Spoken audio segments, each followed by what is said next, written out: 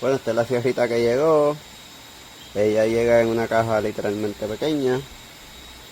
Eh, Esta parte viene eh, desarmada y viene con tres cadenas aparte. Viene con su llavecita para apretar ahí. Y pues vamos a probarlo. Tiene su covercito.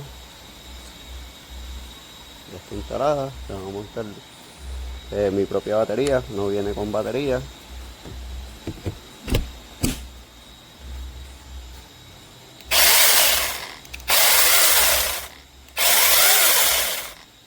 Muy bonita. Se siente bien. La calidad bastante buena. Voy a probar con este arbolito. A ver cómo pica. Por primera vez. Nuevecita.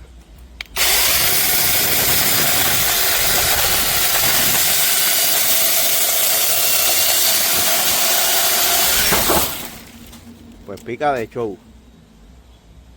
Muy bien, corte limpio.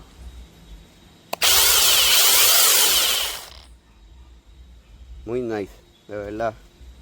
Y el peso, bien, más pesa la batería que la máquina. Muy buena.